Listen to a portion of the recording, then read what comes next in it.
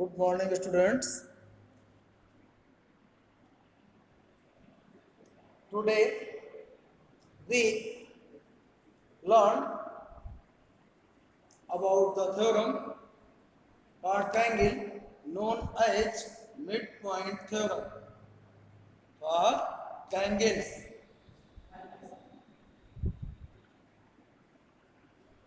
In class 9th mathematics NCERT syllabus NCERT syllabus में हम chapter 8 quadrilateral में जो टॉपिक है theorem 8.9 known as midpoint theorem for triangle. Mid point theorem triangle और quadrilateral दोनों में चलते हैं। क्वाड्रिलेटरल जो है उसकी मिड पॉइंट थ्योरम किसी भी क्वाड्रिलेटरल के सभी साइड्स के मिड पॉइंट्स को अगर ऑर्डर से मिला दिया जाए तो हमें पैरेललोग्राम मिलता है। लेकिन यहाँ हम जो बेसिक मिड पॉइंट थ्योरम है वो ट्रायंगल के रिलेशन में स्टडी करेंगे। तो ट्रायंगल के लिए मिड पॉइंट थ्योरम क्या है? The line segment joining the mid points of two sides of a triangle. किसी ट्रायंगल में उसकी दो साइड्स के मिड पॉइंट्स को मिलाने वाला line segment. The line segment joining the midpoints of two sides of a triangle is parallel to the third side। जो तीसरी साइड है उसके पैरेलल होता। इतनी ही थ्योरम आपके सिलेबस में है, लेकिन इसकी एक क्वालिटी और बढ़ती है, वो इस थ्योरम में मैं इंक्लूड करता हूं, वो है and equal to the half length of third side. किसी ट्रायंगल के दो साइड के मिड पॉइंट्स को मिलाने वाला लाइन सेगमेंट तीसरी साइड के पैरेलल होता है और तीसरी साइड से लेंथ में हाफ होता है। ये कंप्लीट थ्योरम है। Given in triangle ABC, E and F are midpoints of the sides AB and AC. Points E and F are midpoints of sides AB and AC of triangle ABC. We have to prove that EF parallel BC. आपका syllabus में बस इतना ही है, EF parallel BC।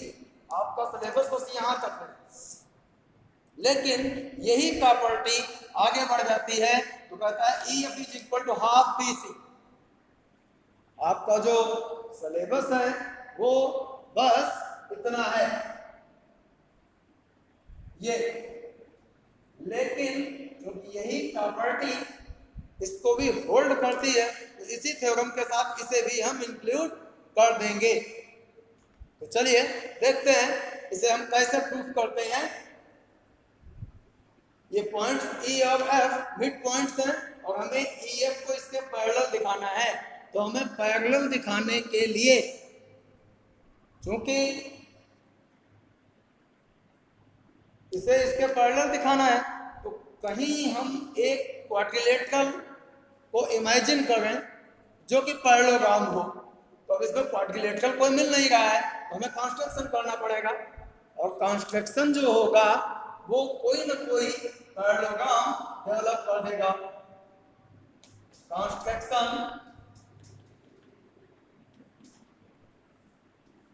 हम C से BA के parallel line draw करते हैं ये, और EF को इंक्रीज कर दें, ये कहीं ना कहीं दोनों इंटरसेक्ट कर जाएंगे। तो ये और इसको इंक्रीज कर दिया और मान लें D पर इंटरसेक्ट कर दिया, है ना। ड्रा कंस्ट्रक्शन क्या किया? Draw CD parallel BA to meet E F at D। ये कंस्ट्रक्शन हो गया। अब आप देखिए बहुत आसान है कि हम इन दो ट्रायंगल्स को चेक आउट करें। ये जो दो ट्रायंगल्स हैं इन दोनों ट्रायंगल्स को हम अलग ड्रा किए गए ए ई एफ।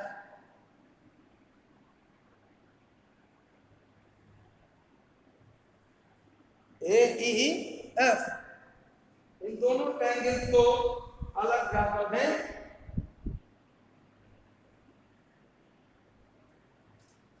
और इसको इंक्रीज किया गया है सी। और ये इस तरह से हम दोनों ट्रायंगल्स बढ़ा सकते हैं और अलग बना करके इनके ऊपर चर्चा कर सकते हैं। ये दो ट्रायंगल एक ए ई एफ और सी, ये आपका क्या है डी। इन ट्रायंगल में देखिए तो ये साइड इस साइड के इक्वल है। Y since F is the midpoint of AC, again this angle is equal to this by vertically opposite angles, and this is parallel to this, therefore and it is transversal. Then by alternate interior angles these angles are equal। तो angle side angle का use करके हम इन्हें congruent proof कर सकते हैं। Now प्रूफमेंट, पहले construction का सी डी पैरेलल दिए, सी डी को बी ए के पैरेलल ड्रा कर दिया है हमने और ई एफ को इंक्रीज किया जो इसे डी पर इंटरसेक्ट कर रहा है। तो ये दो ट्रायंगल्स जिन्हें हमने अलग लिया और इन ट्रायंगल्स में ए एस ए कॉन्ग्रुएंसी को मेंटेन किया। तो प्रूफमेंट in triangle A E F and triangle C D F, angle A F E, this angle is equal to this by vertically opposite angle.